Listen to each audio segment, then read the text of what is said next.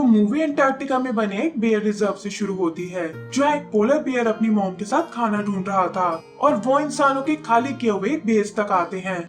यहाँ उसकी मॉम को कुछ टेडी बियर्स मिलते हैं और वो उन्हें अपने बेबी को दे देती है। लेकिन उन्हें क्या मालूम था कि इंसान इस जगह को ब्लास्ट करने वाले हैं और जल्दी ही वहाँ लगे बॉम्ब्स फटने लगते हैं। वो दोनों इससे बचने की बहुत कोशिश करते हैं। तभी मोमी बियर देखती है कि एक बॉम्ब ठीक उनके सामने पड़ा हुआ है। वो बेबी को बचाने के लिए उसे दूर फेंक देती है, लेकिन खुद इस ब्लास्ट से नहीं बच पाती और इस तरह वो बेबी बियर वहाँ अकेला रह जाता है। रात को वो अपने टैडी के साथ सो रहा था कि तभी एक जेसिका नाम की लड़की वहाँ आती है और दया करके उसे अपने साथ ले जाती है। आगे का सीन काफी टाइम बाद का है, जहाँ वो बेयर जिसका नाम बेकम है अब बड़ा हो चुका है। वो दुनिया का बचा आखिरी पोलर बेयर है, इसीलिए इंसानों ने उसे एक जू में डाल दिया है। पर फिर पता चलता है कि बेकम असल में एक इंटेलिजेंट बेयर है और जू के नीचे बनी एक स्पाई एजेंसी में जेनिटर का काम करता है, जहाँ उसकी फ्रेंड जेसिका भी एक सीक्रेट एजेंट है। वो एक टॉप एजेंट मिस्टर एक्स से बहुत इम्प्रेस था और चाहता था कि एक दिन वो भी उसी की तरह एक एजेंट बन जाए। लेकिन कभी कभी वो अपनी मॉम को बहुत मिस करता था और तब जेसिका उसे समझाती थी कि तुम मेरे लिए एक फैमिली मेंबर की तरह हो और मैं तुम्हारा साथ कभी नहीं छोड़ूंगी। अगले दिन हम प्रेसिडेंट हाउस को देखते हैं, जहां अचानक से एक बड़ी सी मेटल बॉल आकर उसके ऊपर गिर जाती है।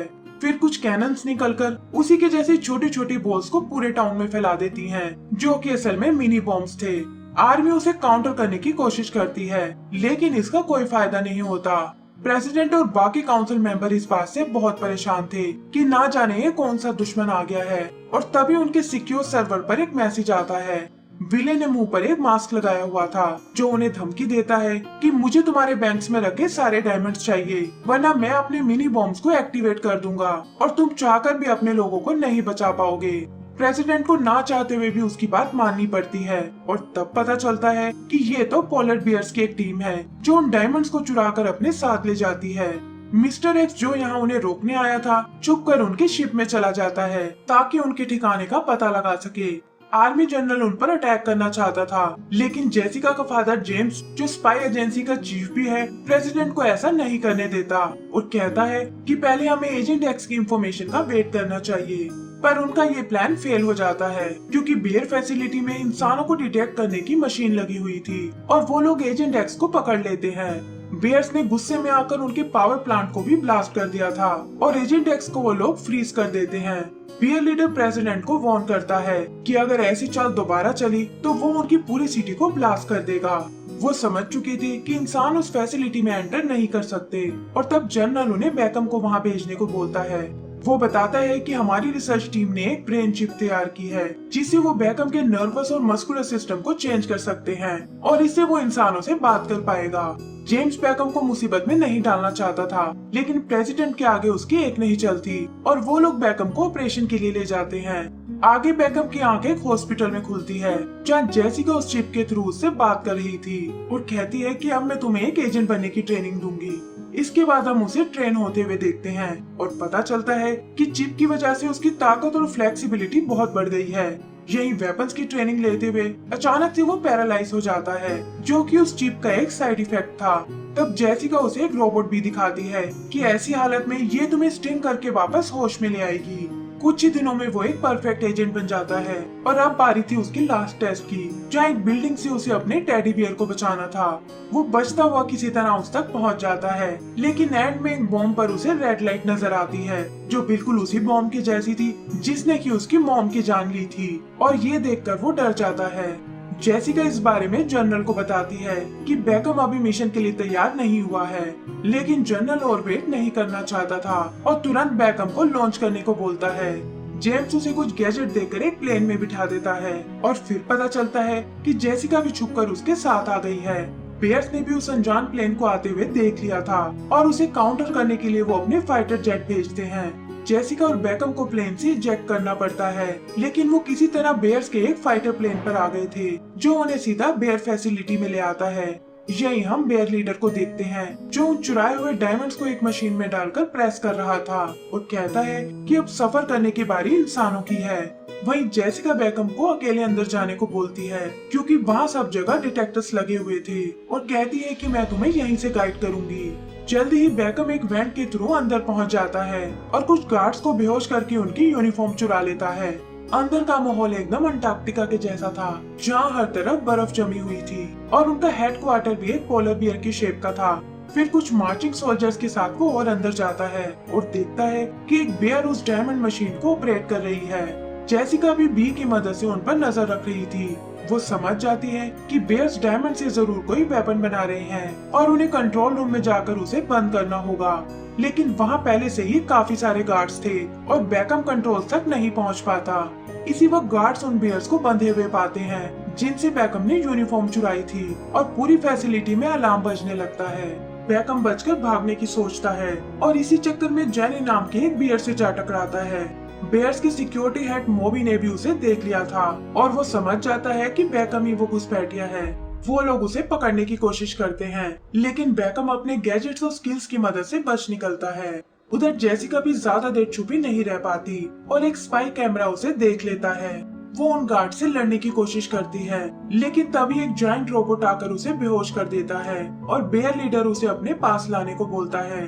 वो जेसिका को एक माइंड मैपिंग मशीन में डालते हैं, जिससे कि उसकी सारी मेमोरी स्क्रीन पर आने लगती है।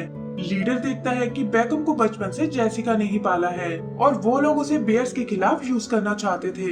फिर वो जेसिका के सिस्टम से एक मैसेज भेजता है, जहाँ वो बैकम को अपनी मदद के लिए बुला रही है।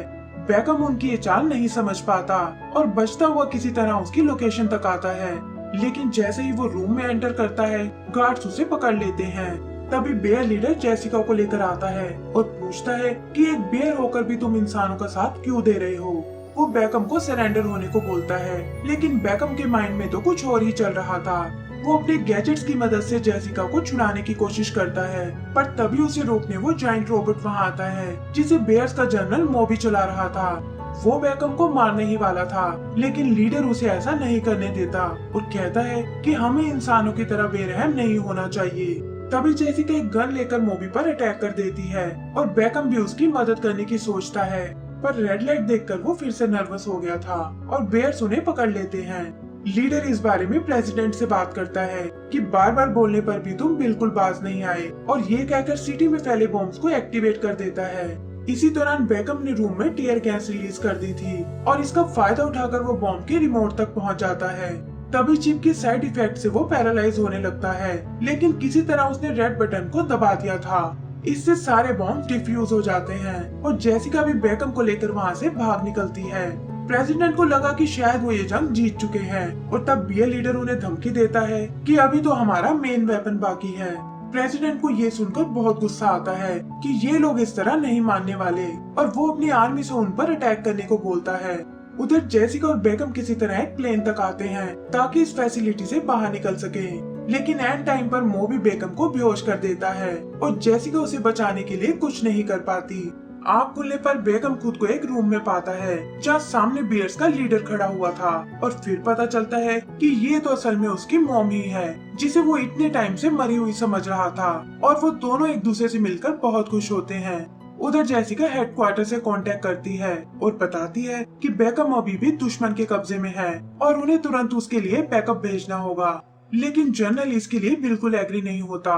वो जेसिका को बेस पर वापस आने को बोलता है और बताता है कि आर्मी बेयर फैसिलिटी पर अटैक करने वाली है। जेम्स भी उसे बहुत समझाता है कि बैकअप ने मिशन में हमारी मदद की है, पर जनरल कहता है कि एक बेयर के लिए वो अपने लोगों की जान खतरे में नहीं डालेगा और प्रेसिडेंट भी उससे एग्री करता है। जेसिका के पास और कोई ऑप्शन नहीं था और वो बैकम को बचाने के लिए अकेले ही निकल पड़ती है।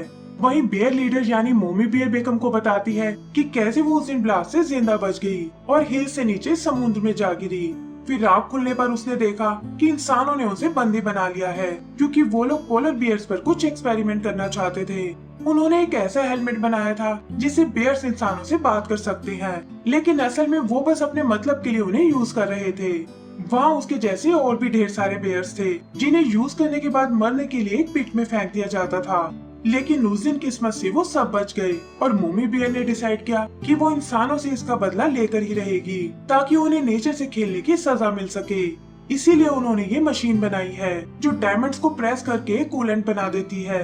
इससे वो अर्थ के टेम्परेचर को माइनस में ले जाएंगे और इंसान उसमें सरवाइव नहीं कर पाएगा। वो बैकम को भी अपने साथ आने को बोलती है कि मेरे पास सभी बियर्स को तुमने ही लीड करना है, पर मोबी जो अगला लीडर खुद बनना चाहता था उसे ये बात बिल्कुल अच्छी नहीं लगती। वो अपने रोबोट में कुछ मॉडिफिकेशन करने लगता है और साथ ही कुछ गार्ड्स को भी उसने अपने साथ मिला लिया था।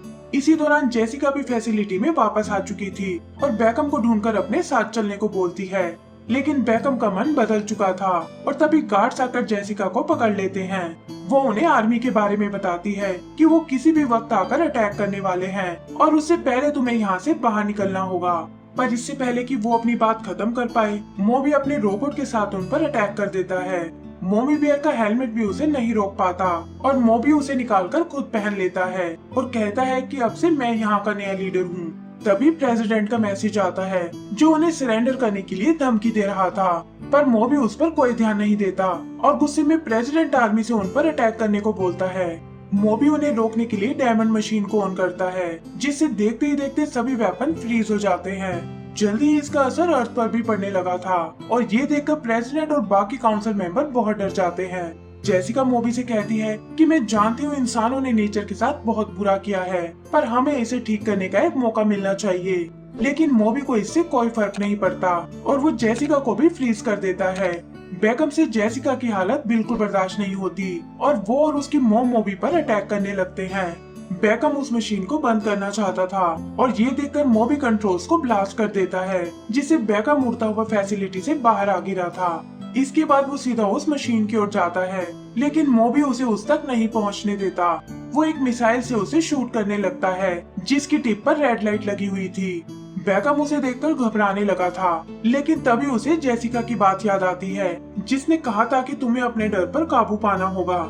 ये सोचकर वो उस मिसाइल की ओर दौड़ पड़ता है, जो उससे रिफ्लेक्ट होकर सीधा मशीन से जा टकराती है। इससे वो मशीन नष्ट हो जाती है और मोबी भी मलबे में दबकर मारा जाता है। उधर अर्थ तेजी से फ्रीज हो रही थी, लेकिन जेम्स आकर बताता है कि अचानक से वो शीतलहर बंद पड़ गई है, जिसका मतलब जेसिका और बेकम ने अपना मिशन पूरा कर लिया है। जनरल उन पर न्यूक्लियर मिसाइल छोड़ना चाहता था ताकि बियर्स को हमेशा के लिए खत्म कर सके, लेकिन जेम्स के समझाने पर प्रेसिडेंट इसके लिए मना कर देता है।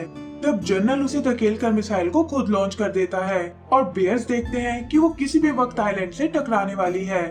मोमी बियर एक प्लेन लेकर उसे इंटरसेप्ट करने जाती है और मिसाइल को लेकर ऊपर स्पेस की ओर जाने लगती है। वो बेकम को अलविदा बोलती है और कहती है कि अब से इन बियर्स का ध्यान तुम्हें ही रखना होगा।